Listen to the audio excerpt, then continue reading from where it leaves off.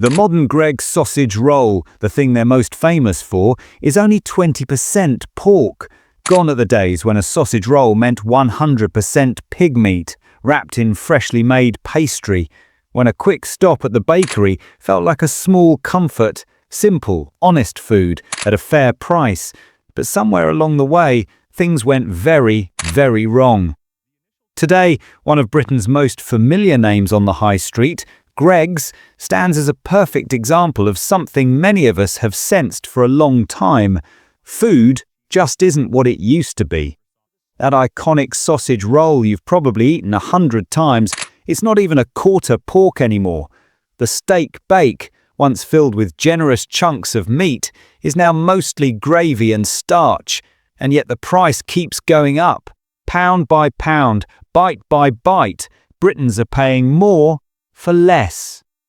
There was a time when food meant something in this country, when a sausage roll was hearty, simple and satisfying, when stew was made from beef, vegetables and stock, not yeast extract, carrageenan and modified maize starch. Back then, the idea of eating chemically preserved factory-made pastries would have felt insulting, almost dystopian. But slowly, over the years, something crept into the British food system. Not suddenly, not dramatically, quietly. Real ingredients were swapped out for cheaper ones. Homemade processes were replaced with industrial systems.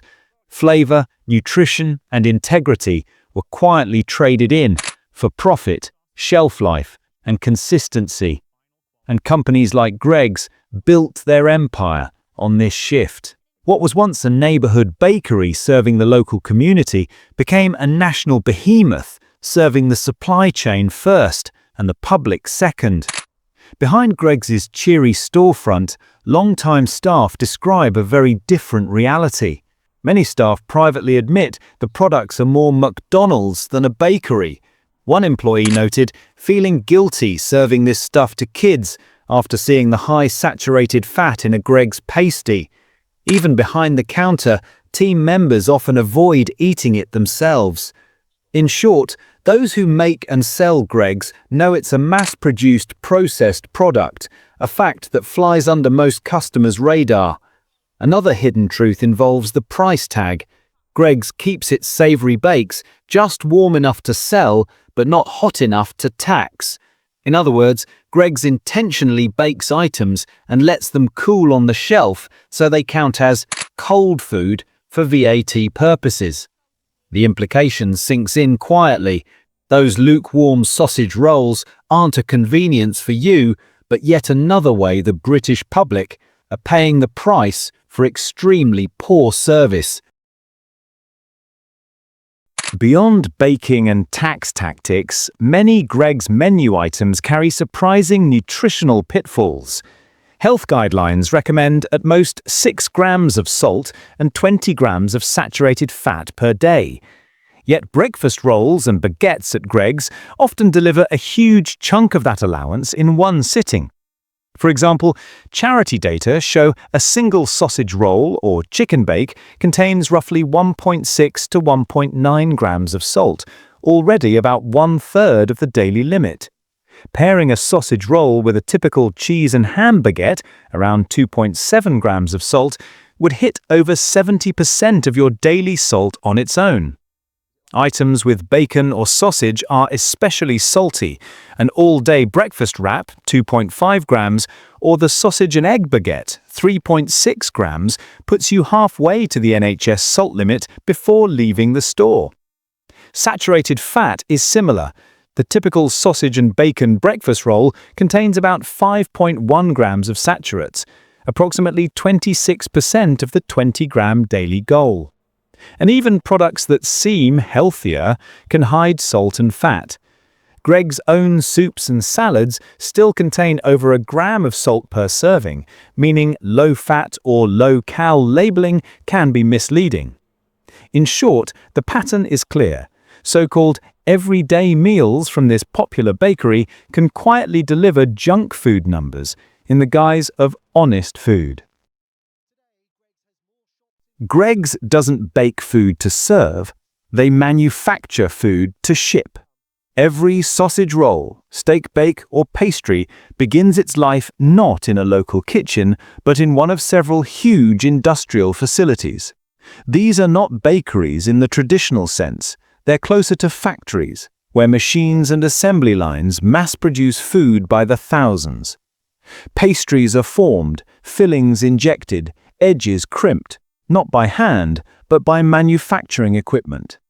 Everything is weighed, pressed, sealed, frozen, and palletized, not for the day, but for the month. Then begins the cold chain journey. Frozen boxes of GREGGS products are shipped to warehouses, some multi-storied, robotic, and climate-controlled, capable of holding millions of items at a time. From there, freezer trucks deliver them to every GREGGS shop in the country. When they arrive, they go straight into the in-store freezer. No prep, no assembly, and when the display tray runs low, the staff simply bake more from frozen. It's not fresh. It's freshly reheat. The ovens, the trays, the timing, all of it is designed to give customers a feeling that the food was just made. But in truth, most of it was prepared weeks ago. And it's not an accident.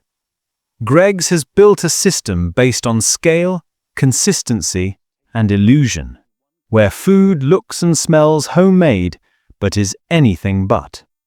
So why does this matter? Because when food is engineered for scale, instead of taste, nutrition, or integrity, something gets lost. And it's not just flavor, it's trust. If you thought the issue was just frozen pastry and reduced meat content, here's where things take a darker turn: the ingredients themselves.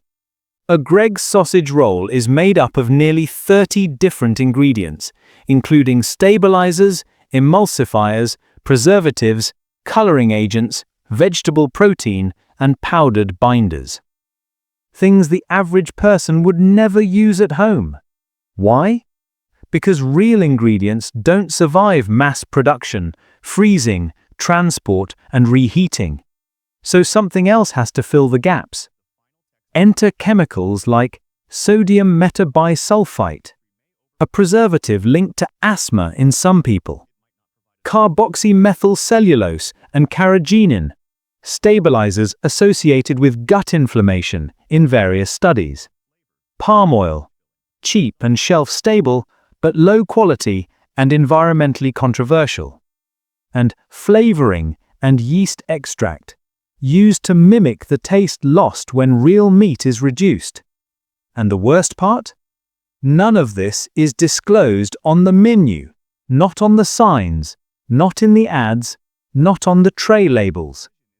GREGGS doesn't say you're eating 80% filler, 20% pork. It doesn't say the steak is bulked out with modified starch and brown food dye. It doesn't say the cheese is industrial-grade emulsified fat. Because if it did, most people would think twice. Now let's talk about value, or more accurately, the disappearance of it. In 2012, a GREGGS sausage roll cost 66p. Today, £1.30, almost double. And the steak bake? Nearly £2. The sausage, bean and cheese melt? About the same. Meanwhile, inflation-adjusted food quality hasn't gone up, it's gone down. Less meat, more filler, smaller size, higher price.